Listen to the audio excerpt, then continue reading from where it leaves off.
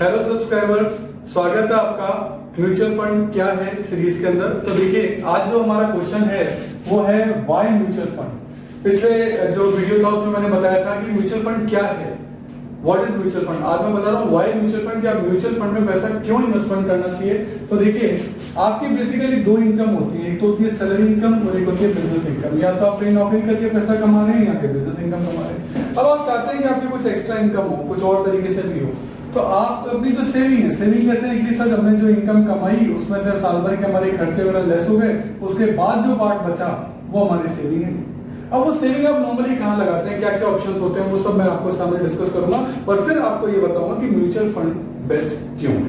चलिए देखते हैं। तो इन सेविंग का सबसे पहले आपके पास ऑप्शन आता है कि आप उसको सेविंग अकाउंट में जमा करा दो, बहुत ही अच्छी बात है, पर रिटर्न कितना है 3 से 4%। वैसे उसके लिए पहले मैं आपको एक बात बता दूं, नॉर्मली इंडिया में जो इन्फ्लेशन रहता है वो 5 to 6% का जनरली रहता है, जनरली 5 to 6% रहता है।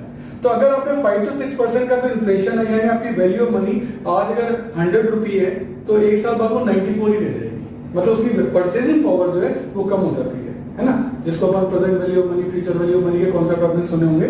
तो इन्फ्लेशन का मतलब ये है कि आपकी परचेजिंग पावर कम हो रही है, कि आज जो आपके 100 रुपी के अंदर जो ताकत है ना, जो चीजें खरीदने की, अगले साल वो ताकत नहीं रहेगी, उसकी परचेजिंग पावर 94 ही रह जाएगी, 6% इन्फ्लेशन हो जाएगा। तो ये चीज अपन को समझनी है। तो अब अगर आप 3 से 4% ही अप्रोक्सली कमा रहे हैं, गेट कर रहे हैं, तो इन्फ्लेशन तो गया 6% का और आपकी वैल्यू बढ़ी कल 4%, तो फिर तो आप 2% की वैल्यू ऑफ मनी को लॉस कर देना।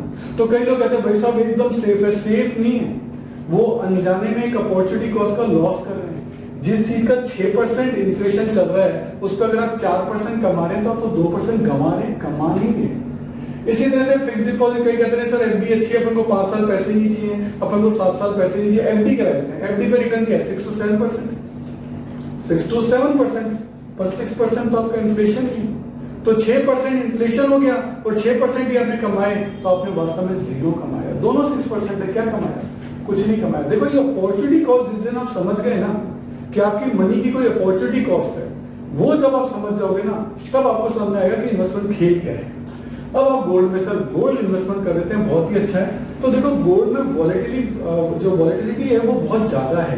कैसे, कभी कभी तो इसमें क्या होता है, कुछ सालों तक कुछ भी नहीं हो रहा और कुछ होगा तो अचानक ही बहुत कुछ हो जाएगा। कैसे, एक एग्जांपल देता हूँ, 2012 से 2019 के बीच में अगर आप टेन्योर देखेंगे 6 महीने ऊपर नीचे हो सकता है, आपका गोल्ड पर रिटर्न नील था।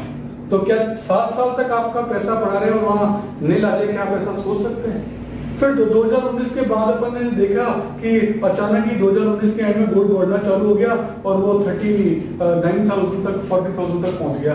और अभी अपन 2020 की बात कर रहे हैं, मई 2020, तो गोल्ड आज की डेट में 46,000 चल रहा है, यानी 1.5 साल के अंदर वो 50% रिटर्न भी दे रहा है और 7 ईयर तक उसने कुछ भी नहीं दिया था।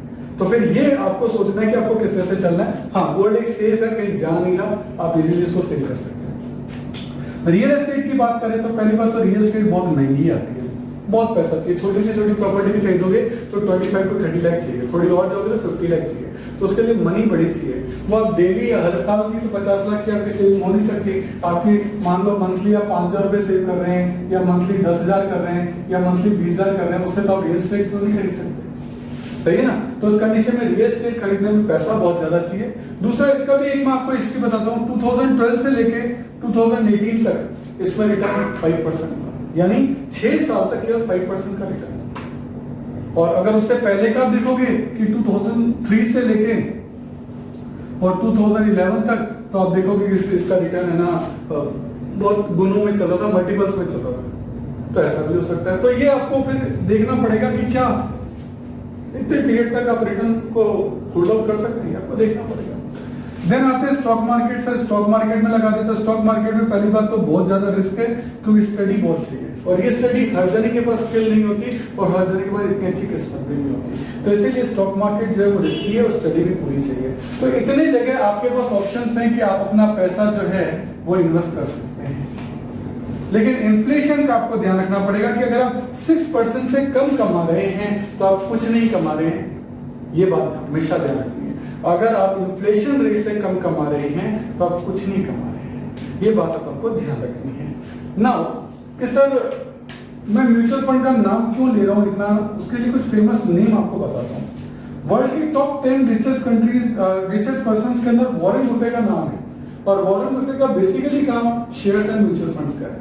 उसका और कोई प्रॉपर्टी का या रियल एस्टेट का ये काम नहीं है, वो केवल म्यूचुअल फंड और शेयर से स्टॉक्स के थ्रू ही जो है वर्ल्ड के टॉप 10 में आया है।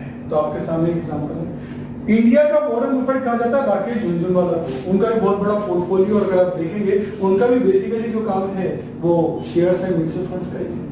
तो अगर अपन ये सोचे कि नहीं शेयर्स एंड म्यूचुअल फंड से कोई अमीर नहीं बन सकता, ऐसा नहीं है, बन सकते हैं, बट डेफिनेटली आपको एक स्टडी चाहिए होगी। पर ये एक स्टडी जो है एक जनरल पर्सन नहीं कर पाता, जैसा कि मैंने आपको पिछले वीडियो में बताया था कि इसके अंदर बहुत सारे फैक्टर्स होते हैं, micro macro, international studies, different share market की study, different companies and industry की स्टडी चाहिए, तो जनरल आदमी नहीं कर सकता। इसीलिए आप म्यूचुअल फंड एक्सपर्ट्स को अपना पैसा देते हो और छोटी छोटी सेविंग्स आप दे सकते हो। कोई जरूरी नहीं कि आपको बड़ा पैसा लगाना है, कोई जरूरी नहीं कि आपको बड़ा पैसा लगाना है उसी वक्त, तो इसीलिए आप छोटी छोटी सेविंग भी कर सकते हो। अगर हम इन्वेस्टमेंट इन स्टॉक मार्केट की बात करें कि स्टॉक मार्केट में लोगों के इन्वेस्टमेंट क्या है, तो केवल 4% इंडियन शेयर मार्केट में अपना पैसा लगाते हैं। वहीं यूएसए के अंदर यही परसेंटेज बढ़कर 50% हो जाता है। अब सोचो इतना ज्यादा, मतलब वो लोग शेयर मार्केट के कितने अवेयर हैं। Even iron man of the world, आपने नाम सुना होगा ऑटोमैन बिस्मार्क, उन्होंने एक बार कहा था कि किसी देश को अगर आपको स्टडी करनी है, उसकी इकोनॉमी की स्टडी करनी है, उसके शेयर मार्केट की स्टडी करो। अगर आपने उसके शेयर मार्केट को पढ़ लिया ना, तो उस पूरे देश की इकोनॉमी की समझ, अंडरस्टैंडिंग आपके दिमाग में आ जाएगी। तो यहाँ सिर्फ जो होती है, सिर्फ होती है सिस्टमेटिक इन्वेस्टमेंट प्लान। क्या होता है कि आपको पैसा एक साथ भी लगाने का ऑप्शन होता है, लमसम भी कर सकते हो और हर महीने भी कर सकते हो। इससे क्या होता है कि जैसे शेयर मार्केट नॉर्मली साल भर में अप डाउन यू चलता है, तो आपने इन्वेस्टमेंट जनवरी में भी किया, फरवरी में भी किया, मार्च में भी किया, अप्रैल, मई, जून, जुलाई, अगस्त, सितंबर, अक्टूबर, इससे से पूरे साल आप इन्वेस्टमेंट करते जा रहे हैं, तो आपको एक एवरेज मिल जाएगा कि आपकी एवरेज कॉस्ट है। कई लोग क्या करते नहीं, अपन तो साल के एंड में करेंगे। अब साल के एंड में उसने यहाँ इन्वेस्टमेंट किया जनवरी, फरवरी, मार्च, तो उसने कितने टॉप लेवल पे चीजें खरीद ली, जबकि वो यहाँ बॉटम लेवल पे और इन लेवल पे भी खरीद सकता था। लेकिन क्योंकि उसने अपनी परचेजिंग को साल भर इक्विटेट नहीं किया, उसने एक तरह की ईएमआई उसने नहीं बनाई, उसने कहा कि मैं एक साथ ही करूंगा, तो एक साथ में फिर आप नुकसान भी अपना कर सकते हैं। तो इस तरीके से सिस्टमेटिक इन्वेस्टमेंट प्लान आपको ये बताता है कि आप हर महीने थोड़ा इन्वेस्टमेंट करते रहे। इससे आपको हर महीने की प्राइसेस के एवरेज का फायदा मिलेगा। अगर आप एक पर्टिकुलर टाइम, अब आपको कब कैसे पता लगेगा कि आपको इस टाइम पे इन्वेस्टमेंट करना चाहिए? हो सकता है आपको उस वक्त लगे कि मार्केट तो और नीचे जाएगा और आप रुक गए तो ये मार्केट बढ़ के यहाँ गया। अब क्योंकि ईयर एंडिंग आ गया है और आपको अपने टारगेट पूरे करने हैं, एटीसी का बेनिफिट लेना है, अब आपको इन्वेस्टमेंट करना ही पड़ेगा और आप ऊपर के लेवल पर, मतलब जो चीजें महंगी हो गई हैं, तब आपको खरीदनी पड़ेगी, मन मार के खरीदनी पड़ेगी। इसलिए ऐसा नहीं करना चाहिए कि हम एकदम एंड में खरीदें, हमें साल भर उनकी परचेजिंग रखनी चाहिए, जिससे कि आपको एवरेज प्राइस का बेनिफिट अच्छे से मिले।